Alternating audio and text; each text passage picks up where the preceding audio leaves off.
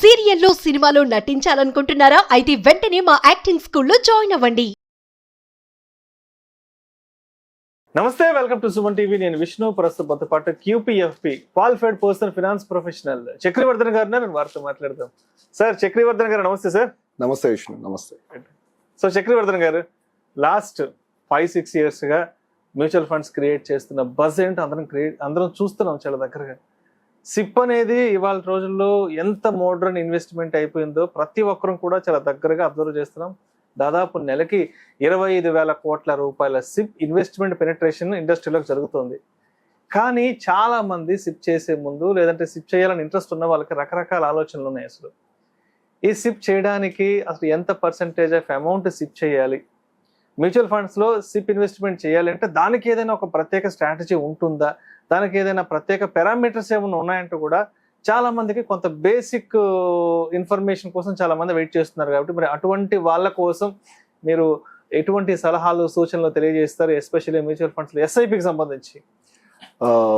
ఇది చాలా right time కి రైట్ క్వశ్చన్ విష్ణు గారు. అంటే ఇప్పుడు మార్కెట్ కరెక్షన్ అయి ఉంది, డిస్కౌంట్ లో ఉంది. చాలా మంది ఎస్ఐపిస్ చేయాలని అనుకుంటారు. ఇది 10 years నుంచి కొంతమంది ఎస్ఐపిస్ చేయాలి అని అనుకుంటూ అలాగే ఉండిపోయిన వాళ్ళు ఉన్నారు, స్టార్ట్ చేసి పాస్ చేసిన వాళ్ళు ఉన్నారు, అండ్ సిప్ స్టార్ట్ చేసి కంటిన్యూ చేయకుండా మధ్యలో దాన్ని విత్డ్రా చేసిన వాళ్ళు ఉన్నారు. దీనికి చాలా రీజన్స్ ఉన్నాయి. అంటే ఇండియాలో మనకి మిడిల్ క్లాస్ ఫ్యామిలీ మనకి ఒక 30,000 to 70,000 యావరేజ్ గా శాలరీడ్ ఇన్కమ్ వచ్చే వాళ్ళు ఎవరైతే ఉన్నారో వాళ్ళకి ఎవ్రీ మంత్ ఫస్ట్ 10-15 days లో ఆఫ్టర్ శాలరీ రాగానే వాళ్ళ ఎక్స్పెన్సెస్, ట్యూషన్ ఫీజు, కిడ్స్ కి స్కూల్ ఫీజు, మిల్క్ అని, అలాగే గ్రోసరీస్ అని, ఎలక్ట్రిసిటీ అని, పెట్రోల్ అని, అన్ని మనీ అంతా ఎవాపరేట్ అయిపోతుంది. అంటే ఒక 50,000 శాలరీ వస్తే 47,000 48,000 దాంట్లో వెళ్ళిపోతుంది. అంటే దీంట్లో మెయిన్ ఏంటంటే people are saving after spending అయిన తర్వాత ఏదైనా మిగిలితే సేవ్ చేద్దాంలే అన్న ఆలోచనలో ఉన్నారు. అంటే ఇన్కమ్ ఇంక్రీజ్ అవుతే ఆ ఎక్స్పెన్సెస్ ఇంక్రీజ్ చేసుకుంటున్నారు కానీ సేవింగ్స్ వైపు అసలు ఆలోచించట్లేదు. ఈ ఎస్ఐపి అన్న కాన్సెప్ట్స్ కూడా అందుకే వాళ్ళకి ఐడియా కూడా రావట్లేదు. సో ఎస్ఐపిస్ చెయ్యాలి అని అంటే ఫస్ట్ కాంపౌండింగ్ ఇంట్రెస్ట్ గురించి కూడా ఒక అవగాహన ఉండాలి. అండ్ ఎస్ఐపి నేను ఎంత చేయాలో కూడా తెలియాలి.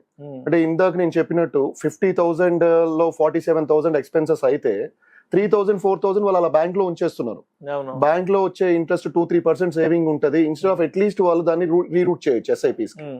సో ఈ కాంపౌండ్ ఇంట్రెస్ట్ మీద ఫేమస్ కోట్ కూడా ఉంది, ఆల్బర్ట్ ఐన్స్టీన్ది. అది ఏంటంటే compound interest is the 8th wonder of the world. He who knows earns it and he who doesn't face it. So ఎట్లా అంటే దీని కాంపౌండ్ ఇంట్రెస్ట్ గురించి ఒక అవగాహన రావాలంటే నేను ఎగ్జాంపుల్ చెప్తాను. అంటే మీకు రమేష్, సోమేష్ ఇలా కాకుండా, రామ్ శ్యామ్ కాకుండా ABC 3 క్రైటీరియాస్. అంటే ఏ ఏంటంటే 25 years old, బి ఏంటంటే 35 years old, సి ఏంటంటే సి ఏజ్ వచ్చేసి 45 years ఏజ్ వాళ్ళ ఓల్డ్, ప్రజెంట్ వాళ్ళ ఏజ్. అది వాళ్ళ ఎస్ఐపి ఇప్పుడు స్టార్ట్ చేయాలనుకుంటున్నారు. వీళ్ళందరి గోలు కూడా 60 years వచ్చే వరకు మనం రిటైర్ అవ్వాలి, కార్పస్ క్రియేట్ చేయాలి అన్నది. అంటే ఈ 35 లో ఉన్నాయన ఆల్రెడీ 10 years మిస్ అయిపోయాడు, 45 లో ఉన్నాయన ఆల్రెడీ 20 years మిస్ అయిపోయాడు. అట్లీస్ట్ ఇప్పుడు స్టార్ట్ చేద్దాం అనుకుంటున్నారు. సో ఇక్కడ 25 years అయినా అట్లీస్ట్ వీళ్ళందరికీ కామన్ గా ఒక 5,000 per month మనం ఎగ్జాంపుల్ తీసుకుందాం. 5,000 per month 25 ఏజ్ అతనికి ఇంకా 35 years టైం ఉంది 60 రీచ్ అవ్వాలంటే. సో 5,000 per month చొప్పున ఈయన ఎస్ఐపి ఈ రోజు స్టార్ట్ చేస్తే ఈయనకి మిగిలిన 35 years లో ఓవరాల్ గా ఈయన పే చేసేది 21 lakhs. 21 lakhs పే చేస్తే మంత్లీ 5,000 చొప్పున మ్యూచువల్ ఫండ్స్ లో మన ఎక్స్పెక్టేషన్ ఒక 12% రిటర్న్ మనం ఎక్స్పెక్ట్ చేస్తే, విచ్ ఈస్ ఆయనకి అప్రాక్సిమేట్ గా 2.7 crores అయిందండి. 2.7 crores కార్పస్ అక్కడ బిల్డ్ అవుతుంది. ఈయనకంటే 10 years లేట్ స్టార్ట్ చేసిన ఆయన ఈ మంత్లీ 5,000 ఎస్ఐపి లో 15 lakhs ఇన్వెస్ట్ చేశారు. అక్కడ 21, ఇక్కడ 15 lakhs. బట్ ఈయన 15 lakhs, ఈయన కార్పస్ వచ్చేసి ఓన్లీ 84 lakhs అవుతుంది. అంటే ఆయన జస్ట్ 6 lakhs తక్కువ ఇన్వెస్ట్ చేశారు. బట్ కాంపౌండింగ్ వర్కౌట్ కావాలి. ఆయనకి లాంగ్ టర్మ్ ఈయన ఈ ఫేజ్ లో లేరు. థర్డ్ పర్సన్ అయితే ఇంకా ఘోరం. 45 లో స్టార్ట్ చేసిన ఈయన ఓవరాల్ ఇన్వెస్ట్మెంట్ వచ్చేసి 9 lakhs ఉంది. ఈయనది ఓన్లీ 24 lakhs అయింది. అంటే మీరు 10 years గ్యాప్ లో కాంపౌండింగ్ మనకి ఎంత మిస్ అవుతుందో చూడండి. మీ ఇన్వెస్ట్మెంట్ మినిమమే. అందుకే అంటారు ఆలస్యం అమృతం ఆలస్యం అమృతం విషయం అని. సో క్లయింట్స్ కూడా నాకు చాలా మంది ఆల్రెడీ లంసమ్ ఇన్వెస్ట్ చేసిన వాళ్ళు కూడా అడుగుతారు, ఎస్ఐపి స్టార్ట్ చేయాలంటే రైట్ టైం చెప్పండి అని. ఎస్ఐపి స్టార్ట్ చేయాలంటే రైట్ టైం ఏం లేదు, నౌ ఇప్పుడు స్టార్ట్ చేసే రావడమే రైట్ స్టార్ట్ చేసేయటమే. ఎందుకంటే దీంట్లో ఇంకా చాలా మంది డౌట్ ఏంటంటే ఎస్ఐపి అసలు నేను ఎంత స్టార్ట్ చేయాలండి అని. సరే మీరు ఏదో మిగిలితే చేయమని అంటున్నారు, అది పక్కన పెట్టండి. నాకు స్ట్రాటజీ, మీరు మీ శాలరీకి మీ ఎర్నింగ్ కి మీరు ఇంత చేయాలని చెప్తే నేను అంతటితో ఇనిషియేట్ చేస్తాను అన్న వాళ్ళు ఉంటారు. వాళ్ళకి 3 thumb rules ఉంటాయండి ఆ స్ట్రాటజీలో. One is percentage of income approach అంటారు. అంటే మీ ఇన్కమ్ సపోజ్ మంత్లీ ఒక 50,000 ఉందనుకోండి, దాని మీద 20% విచ్ ఈస్ 10,000 మీరు ఎస్ఐపి స్టార్ట్ చేయొచ్చు రైట్ అవే. లేదండి నాకు ఇది వర్కౌట్ అవ్వట్లేదు, ఇంకేదైనా అప్రోచ్ చెప్పండి. రెండోది గోల్ ఓరియంటెడ్ అప్రోచ్ అంటారు. సపోజ్ మీరు రిటైర్మెంట్ కానివ్వండి, చైల్డ్ ఎడ్యుకేషన్ కానీ ఏదో గోల్ ఉంది. సో ఇక్కడ 50 lakhs మీ చైల్డ్ ఎడ్యుకేషన్ కి అమౌంట్ కావాలి. అది ఎన్ని ఇయర్స్ లో కావాలి? 15 years లో కావాలి. రిటర్న్ మనం 12% ఎక్స్పెక్ట్ చేస్తున్నాము. ఈ 12% లో నాకు ఆ 50 lakhs అమౌంట్ కావాలి అంటే మంత్లీ ఎంత ఎస్ఐపి చేయాలి, ఈ క్యాలిక్యులేషన్ మీకు ఒక అవగాహన ఉండాలి. సో ఈ కేసులో ఎడ్యుకేషన్ గురించి, చైల్డ్ ఎడ్యుకేషన్ గురించి వీళ్ళు మంత్లీ ఒక 10,500 ఎస్ఐపి చేస్తే వీళ్ళకి ఈ 50 lakhs అనేది ఆ టైంకి వీళ్ళకి కార్పస్ అనేది జనరేట్ అవుతుంది. థర్డ్ అప్రోచ్ ఏంటంటే నాకు గోల్స్ లేదు, అదర్వైజ్ నేను ఇది కూడా కాదు, ఇంకేదైనా అప్రోచ్ ఉందా అంటే థర్డ్ అప్రోచ్ మీకు బడ్జెటింగ్ అప్రోచ్ అంటారు. అంటే ఫస్ట్ మీకు ఆల్ ఎక్స్పెన్సెస్ క్యాలిక్యులేట్ చేయాలి.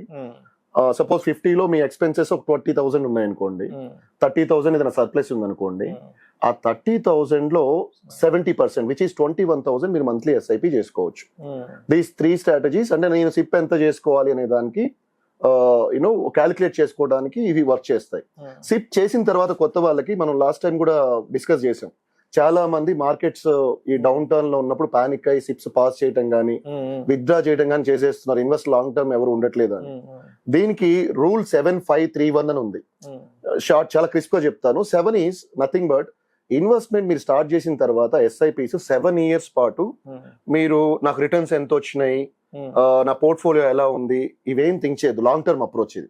ఎందుకంటే షార్ట్ టర్మ్ లో మార్కెట్స్ డెఫినెట్లీ వాలటైల్ ఉంటాయి. 1 year పీరియడ్ లో మీరు చూస్తే డెఫినెట్ గా ఏదో ఒకటి వార్ ఆర్ ఎకనామిక్ ఏదో రిజల్ట్స్ అవి ఇవన్నీ మార్కెట్ డెఫినెట్ గా డౌన్ మీరు చూస్తారు, మాక్సిమం అయ్యే ఛాన్సెస్ ఉంటాయి. బట్ లాంగ్ టర్మ్ లో డెఫినెట్ గా ఇది పాజిటివ్ ఉంటుంది. 7 years ప్లస్ స్ట్రాటజీ ఉండాలి. నెంబర్ సెకండ్ వచ్చేసి 5 మనం 3-1 అనుకున్నాము. 5 ఈస్ మీరు ఇన్వెస్ట్ చేసే ఎస్ఐపి కానీ ఇన్వెస్ట్మెంట్ కానీ మీకు 5 asset classes లో డైవర్సిఫై అవ్వాలి. సో అంటే చాలా మంది నాకు రిటర్న్స్ ఎక్కువ వచ్చినాయి అన్ని స్మాల్ క్యాప్ లో పెట్టేస్తాను, అన్ని మిడ్ క్యాప్ లో, అలా కాదు. 5 asset class లో డైవర్సిఫై అవ్వాలి. దాని తర్వాత 3 వచ్చి 3 చాలా చాలా చాలా ఇంపార్టెంట్ అండి. 3లో 3 points ఉంటాయి. ఒకటి డిసప్పాయింట్మెంట్ స్టేజ్ అంటారు. మీరు సిప్ స్టార్ట్ చేసిన తర్వాత ఇనిషియల్ గా మీ రిటర్న్స్ 7 to 10% కనిపిస్తాయి. అవునవును, అరే కరెక్టా కాదా, రిటర్న్స్ ఇంతే వస్తున్నాయి, నేను 50%, 20%, 30% మార్కెట్ లో చూసి స్టార్ట్ చేశాను, ఇది ఉంటది. సెకండ్ ఏమైతుందంటే మీకు ఇరిటేషన్ స్టేజ్ ఉంటుంది, విచ్ ఈస్ 0 to 7%. అప్పుడు ఈ డౌట్ ఇంకా ఇంక్రీజ్ అవుతుంది. సో ఇన్వెస్ట్మెంట్ నేను స్టార్ట్ చేసింది కరెక్టేనా, మ్యూచువల్ ఫండ్స్ రిటర్న్స్ నిజంగా వస్తాయా, ఫిట్ చేద్దామా ఉందామా అని. థర్డ్ వచ్చేసి మీకు panic stage, which is like ఇంకా నేను ఎగ్జిట్ అవుదాం, ఎందుకంటే ఇక్కడ నెగిటివ్ రిటర్న్స్ వస్తాయి. మీరు ఈ రోజే స్టార్ట్ చేశారు, గ్యారంటీడ్ రిటర్న్స్ కాదు, లాంగ్ టర్మ్ కోసం ఇన్వెస్ట్ చేస్తున్నారు, మార్కెట్ గ్రోత్ లో మీరు పార్టిసిపేట్ చేయాలి. నెగిటివ్ రిటర్న్స్ ఉన్నప్పుడు ఆ పానిక్ స్టేజ్ లో ఇంకా ఫిట్ అవుదామన్న ఆలోచన కూడా వస్తుంది. సో ఇక్కడ కూడా లాంగ్ టర్మ్ లో ఇవన్నీ మీకు మినిమైజ్ అవుతాయండి. లాంగ్ టర్మ్ లో డెఫినెట్ గా, అంటే మీరు ట్రాక్ చూసుకుంటే. సో ఈ 7-5-3 అయిపోయిన తర్వాత లాస్ట్ ది 1 ఉంది. ఆ 1 ఏంటంటే ఇయర్ ఆన్ ఇయర్ మీరు ఒక 10% మీ ఎస్ఐపిని స్టెప్అప్ చేసుకోవడానికి ట్రై చేయాలి. అంటే మీకు శాలరీస్ చేసినా బిజినెస్ చేసినా గ్రోత్ ఉంటుంది 5 to 10% ఎంత ఉన్నా. లైఫ్ స్టైల్ ఇంక్రీజ్ చేసుకోవడం కంటే దీని మీద కొంచెం దృష్టి పెడితే ఏమవుతుందంటే, ఒక ఎగ్జాంపుల్ 20 years ఇలాగా మీరు ఇయర్లీ 10% మీరు స్టెప్అప్ చేసినట్లయితే మీ ఎస్ఐపికి, మీ పోర్ట్ఫోలియో 20 years లో వితౌట్ స్టెప్అప్ ఎంతైతే అయ్యేదో, సపోజ్ ఒక 1 crore 2 crores బిల్డ్ అవుతుంది అనుకోండి, అది డబుల్ అవుతుంది ఈ క్యాలిక్యులేషన్ లో చూస్తే. సో కంక్లూషన్ ఏంటంటే మీకు దీంట్లో don't save what left after spending, conclusion, and spend what's left after saving. Thank you sir, thank you so much Chakravardhan garu. Thank you Vishnu garu. Mutual fund investments లో ఎస్ఐపి చేసేటప్పుడు మనం తప్పనిసరిగా ఎటువంటి ఫ్యాక్టర్స్ దృష్టిలో ఉంచుకోవాలి, అదేవిధంగా మనకు వస్తున్న శాలరీలో నుంచి మనం ఎంత పర్సెంట్ ఆఫ్ అమౌంట్ ని తీసుకెళ్లి ఇన్వెస్ట్మెంట్స్ చేయాలని చక్కగా తెలియజేశారు. Thank you so much sir. Thank you Vishnu.